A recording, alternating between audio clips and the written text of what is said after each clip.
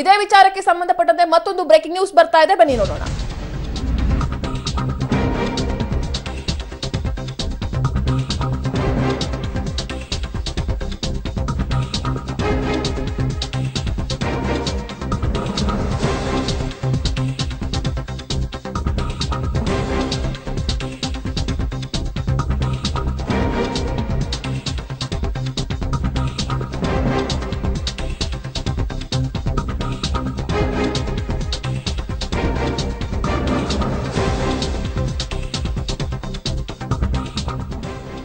ಏನಿದೆ ಹಾಗಾದ್ರೆ ವಿನಯ್ ಬಳಿ ಇದೆಯಾ ಹಾಗಾದ್ರೆ ಡೈರಿಯ ಒರಿಜಿನಲ್ ಕಾಪಿ?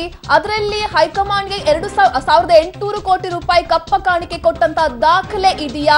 ಮಾಜಿ ಸಿಎಂ ಬಿಎಸ್ವೈಗೆ ಹಾಗಾದ್ರೆ ಡೈರಿ ಕಂಟಕ ಶುರುವಾಗುತ್ತಾ ಅನ್ನೋ ಪ್ರಶ್ನೆ ಕಾಡ್ತಾ ಇದೆ. ಈ ಬಗ್ಗೆ ನಮ್ಮ ಜೊತೆ ಮಾತನಾಡೋದಕ್ಕೆ ಸ್ವತಃ ವಿನಯ್ ಅವರ ಸಂಪರ್ಕದಲ್ಲಿದ್ದಾರೆ. ನಮಸ್ತೆ ವಿನಯ್ ಅವರೇ. ವಿನಯ್ ಅವರೇ, ನನ್ನ ಧ್ವನಿ ಕೇಳಿಸ್ತಾ ಇದೆಯಾ? ಕೇಳಿಸ್ತಾ ಇದೆ. ನಮಸ್ತೆ. ನಮಸ್ತೆ. ಏನಿದೆ ಈ ಡೈರಿ ಮತ್ತೆ ಪೆನ್ ಡ್ರೈವ್ ನಲ್ಲಿ ಅಂತದ್ದು? ಯಡಿಯೂರಪ್ಪರ PA ಸಂತೋಷ್ ನನ್ನ ಕಿಡ್ನಾಪ್ ಪ್ರಯತ್ನ ನಡೆಸಿ ವಿಫಲವಾದ ನಂತರ ಆತ ಪೊಲೀಸ್ ಸ್ಟೇಷನ್ ಅಲ್ಲಿ ಒಂದು ಹೇಳಿಕೆ ಕೊಟ್ಟಿದ್ದಾನೆ. ಕೆಲವೊಂದು ಅಗತ್ಯ ಮಾಹಿತಿಗಳು, ಡೈರಿ, CD, ಪೆನ್ ಡ್ರೈವ್ ಇದಕ್ಕೋಸ್ಕರ ನಾನು ಮಾಡಿಸ್ತೆ ಅಂತ.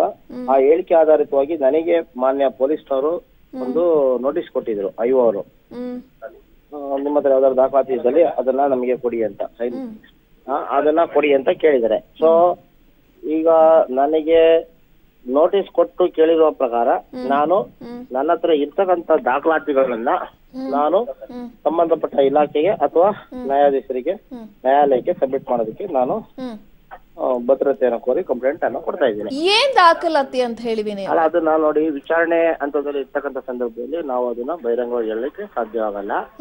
ನ್ಯಾಯಾಲಯ ತನಿಖೆಯಲ್ಲಿ ಇರ್ತಕ್ಕಂಥ ಸಾಮಾನ್ಯ ಇರೋದ್ರಿಂದ ನಾವು ಅದನ್ನ ನ್ಯಾಯಾಲಯಕ್ಕೆ ಒಪ್ಪಿಸ್ತೀವಿ.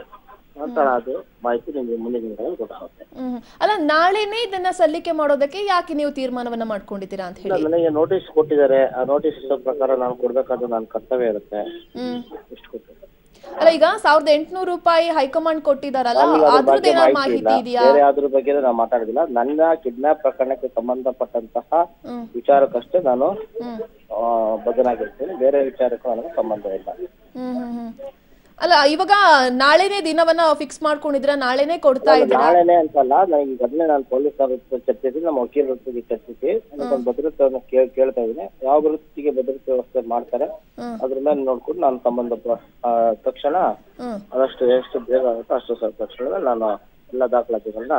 ಅಲ್ಲ, ಈಗ ನೀವು ಷರತ್ ಕೂಡ ವಿಧಿಸ್ತಾ ಇದ್ದೀರಾ, ನನ್ಗೆ ಭದ್ರತೆ ಕೊಡಿ, ಭದ್ರತೆ ಕೊಟ್ರೆ ಮಾತ್ರ ನಾನು ಡೈರಿ ಮತ್ತೆ ಪೆನ್ ಡ್ರೈವ್ ಕೊಡ್ತೀನಿ ಅಂತ ಹೇಳ್ತಾ ಇದ್ದೀರಾ. ಯಾವ ರೀತಿಯ ಸಮಸ್ಯೆ ಆಗ್ತಾ ಇದೆ ನಿಮ್ಗೆ ಅಂತ ಹೇಳಿ? ಏನೋ ಹೌದು, ಈಗ ಇತ್ತೀಚೆಗೆ ನಮ್ಮನೆ ಕಡೆ ಅಪರಿಚಿತರು ಜಾಸ್ತಿ ಓಡಾಡಕ್ ಶುರು ಮಾಡಿದ್ದಾರೆ. ನಾನು ಒಬ್ಬನೇ ಓಡಾಡ್ತಾ ಇರ್ತೀನಿ. ನನ್ನ ಈ ಹಿಂದೆ ಒಂದ್ಸತಿ ನನ್ನ ಮೇಲೆ ಅಟೆಂಪ್ಟ್ ಮಾಡಿರ್ತಕ್ಕಂಥದ್ದು ಎಲ್ಲರಿಗೂ ಗೊತ್ತಿರ್ತಕ್ಕಂಥ ವಿಚಾರ. ಸ್ವತಃ ಯಡಿಯೂರಪ್ಪರ PAನೇ ಒಪ್ಕೊಂಡಿದ್ದಾನೆ, ಸ್ವಾಯಿಚ್ಛೆ ಹೇಳಿಕೆಯಲ್ಲಿ ಹೌದು ನಾನೇ ಮಾಡಿಸಿದ್ದು ಅಂತಾನೆ. ಆತರ ಮಾಡ್ಸಿರ್ತಕ್ಕಂಥ ವ್ಯಕ್ತಿನ ಅವ್ರು ಇನ್ನೂ ಬೆಂಬಲ ಕೊಡ್ಕೊಂಡು ಜೊತೆಲಿ ಇಟ್ಕೊಂಡು ಓಡಾಡ್ತಿದ್ದಾರೆ ಅಂತಂದ್ಮೇಲೆ ನಮ್ಗೆ ಎಲ್ಲೋ ಒಂದ್ ಕಡೆ ಇನ್ನೂ ಆತಂಕ ಜಾಸ್ತಿ ಆಗುತ್ತಲ್ಲ. ಯಾಕಂದ್ರೆ ಎಲ್ಲೋ ಒಂದ್ ಕಡೆ ಇವರು ಅದಕ್ಕೆ ಬೆಂಬಲವಾಗಿ ನಿಂತಿದ್ದಾರೆ, ಅವನಿಗೆ ಎಲ್ಲಾ ಕೃತ್ಯ ಮಾಡೋದಕ್ಕೆ ಇವರು ಅವರಿಗೆ ಸಪೋರ್ಟ್ ಮಾಡ್ತಿದ್ದಾರೆ. ಈ ತರ ಸಂದರ್ಭದಲ್ಲಿ ಅವ್ರು ಇನ್ನೂ ಹೆಚ್ಚಿನ ರೀತಿಯಲ್ಲಿ ಮತ್ತೆ ಮುಂದಕ್ಕೆ ತೊಂದರೆ ಕೊಡುವಂತ ಸಾಧ್ಯತೆಗಳಿರುತ್ತೆ. ಯಾಕಂದ್ರೆ ಇವರು ದೊಡ್ಡವರೇ ಬೆಂಬಲವಾಗಿ ನಿಂತ್ಕೊಂಡು ಅವನಿಗೆ ಮಾಡೋದಕ್ಕೆ ಅವಕಾಶ ಮಾಡ್ಕೊಡ್ತಿದ್ದಾರೆ. ಮತ್ತೆ ಅವನ ಪರವಾಗಿ ಇವರು ಪೊಲೀಸ್ ಕಮಿಷನರ್ ಲೆಟರ್ ಬರೀತಾರೆ, ಇನ್ವೆಸ್ಟಿಗೇಷನ್ ಗೆ ನಮಗೆ ತೊಂದರೆ ಕೊಟ್ಟಿದ್ದಾರೆ. ಅದಾದ್ಮೇಲೆ ನಾನು CCBಗೆ ಹ್ಯಾಂಡ್ ಓವರ್ ಕೊಡಿ ಅಂತ ಹೇಳಿ ಕೇಳಿದೆ. ಇಲ್ಲಿ ಪೊಲೀಸ್ ತನಿಖೆ ಸರಿಯಾಗಿ ಆಗ್ಲಿಲ್ಲ ಅಂತ CCBಗೆ ಕೊಟ್ಟಿರ್ತಕ್ಕಂತ ಏನು ಮತ್ತೆ ಮರು ತನಿಖೆಗೆ ಕೊಟ್ಟಿದ್ರೆ ಅದ್ರ ಮೇಲೆ ಹೈಕೋರ್ಟ್ ಅಲ್ಲಿ ಇವ್ರು ಸ್ಟೇ ತರ್ತಾರೆ ಅಂದ್ರೆ ಇವ್ರಿಗೆಲ್ಲ ಒಂದ್ ಕಡೆ ಅವ್ರಿಗೆ ಆತಂಕ ಇದೆ ಅಲ್ವಾ, ಸತ್ಯ ಹೊರಗೆ ಬರುತ್ತೆ ಅನ್ನೋದು. ಅವ್ರದ್ದು ಏನು ಇನ್ವಾಲ್ವ್ಮೆಂಟ್ ಇಲ್ಲ ಅಂದ್ರೆ ತನಿಖೆ ಎದುರಿಸೋದಕ್ಕೆ ಯಾಕೆ ಭಯ ಬೀಳ್ಬೇಕು? ಅವ್ರು ಏನು ಇನ್ವಾಲ್ವ್ಮೆಂಟ್ ಇಲ್ಲ, ನಮ್ಗೇನು ಸಂಬಂಧನೇ ಇಲ್ಲ ಅಂತ ಹೇಳ್ಕೊಂಡು ಓಡಾಡ್ತಾರೆ ಅಂದ್ಮೇಲೆ ತನಿಖೆಗೆ ಯಾಕೆ ಭಯ ಬೀಳ್ಬೇಕು? ತನಿಖೆ ಎದುರಿಸಿ. ಅದನ್ನ ಯಾಕೆ ಹೈಕೋರ್ಟ್ ಅಲ್ಲಿ ಹೋಗಿ ಸ್ಟೇ ತಂದಿದ್ದೀರಿ? ಹೈಕೋರ್ಟ್ ಅವ್ರು ಪ್ರಶ್ನೆ ಮಾಡ್ಬೇಕಲ್ಲ. ಹಂಗಾಗಿ ಇವ್ರು ತನಿಖೆ ಮಾಡೋದಕ್ಕೆ ಬಿಡ್ತಾ ಇಲ್ಲ. ಮತ್ತ ಆ ವ್ಯಕ್ತಿನೂ ಸಹ ಹೊರಗಡೆ ಹೋಗಕ್ಕೆ ಇರಲ್ಲೂ ಬಿಡ್ತಾ ಇಲ್ಲ. ಇವ್ರ ಜೊತೆ ಹೇಳ್ಕೊಂಡು ಓಡಾಡ್ತಿದ್ದಾರೆ.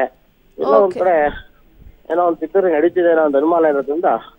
ಥ್ಯಾಂಕ್ ಯು ವಿನಯ್ ಅವರೇ. ನೋಡೋಣ ನಾಳೆ ಕೋರ್ಟ್ ಹಾಗೂ ತನಿಖಾಧಿಕಾರಿಗೆ ಏನ್ ಕೊಡ್ತೀರಾ, ಏನಿದೆ ಆ ಡೈರಿ ಮತ್ತು ಪೆನ್ ಡ್ರೈವ್ ಅಂತ ನಾವು ಕೂಡ ಕಾದು ನೋಡ್ತೀವಿ. ಥ್ಯಾಂಕ್ ಯು ಪಬ್ಲಿಕ್ ಟಿವಿ ಜೊತೆ ಮಾತನಾಡಿದಕ್ಕೆ.